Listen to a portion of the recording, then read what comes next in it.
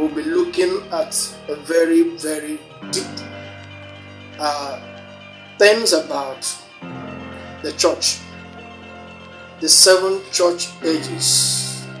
The first one is Ephesus church age, second one is Smyrna church age, then the third one is Pergamos. We get Thyatira as the 4th, Sardis as the 5th church age, Philadelphia, then the last church age, which is Laodicea. That is the age we are in right now. You don't know the age of the church we are in, and it's in the Bible, and there are things that characterize each age. If you don't know the age we are in, how will you know the program of God, and how will your church members know the program of God? This is the essence of this episode, 7 church ages. Thank you, and then enjoy the teaching with me. Hello, shalom, God bless you. Welcome to the moment of naked truth. My name is Francis Oguchunalo Ekeh, the pastor, Living Word Brand International Church, located here in Owerri, Imo State, Nigeria, West Africa. Glad again to come your way. You're welcome. Let's go to the Word of God. Today we're going to be looking at what I call denominationalism births division. Denominationalism give birth to division. 2 weeks ago, I told you that denomination is evil and God is not in the denomination. I am very, very passionately sure that there's nobody in the denomination that will go to heaven. Why? Because it is division. It is a fraction. God is not coming to rapture half-baked people who just believe few things about God, and then they believe few things about and from human, a mindset, what a man manufactured to suit himself and to make his business, succeed and progress. Do you know why you are patronizing this, merchandisers? It's because you are not studying. Denominationalism births division. Revelation chapter number 3 verse 7. And to the angel of the church in Philadelphia write these things, said he that is holy, he that is true. Underline the word, he that is true. Because I said I'm going to be looking at them one after the other. The word of God kicked against a man proclaiming or presenting himself to be holy and then to be looked up to. Then we kicked against it, and that was the problem that the Jews had and that the false church had. So the false church also claimed that they are the true church. You can't be a true church when everything you do varies, differs from what the Bible is saying. So that is the things I'm trying to point out here. So you don't denominate with few things from the Bible and then you add your own. When you add anything to the word of God, every other thing you are doing there is rubbish. God will never accept you. That's the point I'm trying to make here in these studies we are doing. Okay? Denominationalism births division, gives birth to division, produces division. And you will agree with me today that there is no denomination that agrees with another one. Each denomination varies from the other. There is no agreement because each of them believe and claim they hold the key, not Christ. Watch it. The whole idea is to make the people believe in them, the preachers, and that church. I am telling you the gospel. You can hardly see anybody from any denomination go out and then he's presenting Christ. Christ will come secondary. They will tell you what Jesus will do for you, but the first person they present is the pastor, especially if the pastor is very popular and rich. Because people are gullible, people are poor, people, want solution to their problems. Okay? So each of the denomination believes and claim they hold the key. Remember, I am looking at Revelation chapter 3 verse 7. This said, he that is holy, he that is true, he that had the key of David, that's the key of salvation, who can close and nobody will open, who can open the door of salvation and nobody will opens it. It is not a man. Pedro, just like the Roman people preached and believed, and the daughters are following suit. The daughters of Roman Catholic, because the Bible told us in the book of Revelation, chapter 17 and chapter 18, that the whore had daughters. The whore is the Roman Catholic Church. There's no two ways about it. If you want me to preach on that, I will preach it and convince you. Okay? So each of them, that's why they don't agree. Each of them hold and believe that they hold the key to salvation. So that's why every one of them point to their church and their pastor. Their members point to their pastor.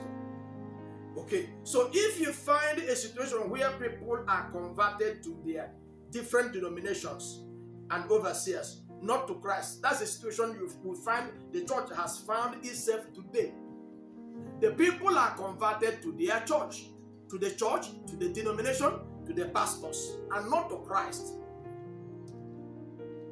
You are looking at a generation of supposedly Christians who know little or nothing about Jesus Christ, but they know too much about their papa, the pastor, the overseer, and their denomination. Why are the converts, in these denominations, why are they so much attached to their pastor? Why do they sing the praise of their pastor? Why do they preach their pastor? Why do they preach their denomination? Because that is what they were given. So you find that the crowd you are seeing in all the denominations today, 90% of them does not know Jesus. Because what you have is what you will give out. You can't give what you don't have.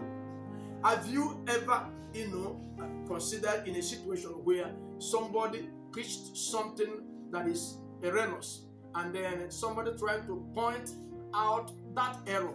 You come and see on the comment section what the members of the, especially if that man is popular. You think that popularity justifies you? You think that popularity makes you, very special before God? No. If you have been listening and following this teaching, there is a church that Jesus said you are rich. You are very, very rich. I think he also repeated it in the last church age, Laodicea. He said you have a name you are living for. Very, very popular. I said, but you are dead. Why are you dead? You are dead when you stray away from the truth. When you denominate, you are now a dead person. Even a dead person is better than you. Praise the name. So, what exactly is Moment of Naked Truth out for? Moment of Naked Truth didn't come on board to tell you he knows and he knows better. No, we are here trying to help you understand what Christianity is. That's all. Pointing you back to the Bible. Come to the Bible, not to your pastor, not to your denomination. That's all. So you see a generation of Christians supposedly who knew little or nothing about Jesus, who knew little or nothing about the Bible, but they know too much about their papa. They know too much about their pastor. They know too much about their overseer and that denomination.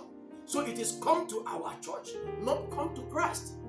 See, when you present Christ to somebody, he's coming to know Christ.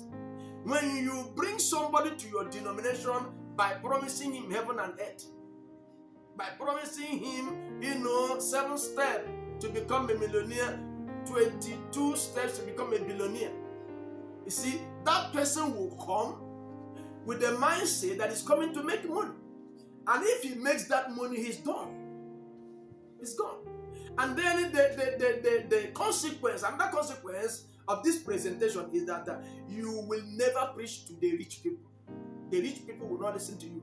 The rich people does not listen to the gospel because, you know why? Why Dangote cannot listen to your program on TV? It's because that thing you want to preach, he has it more than you.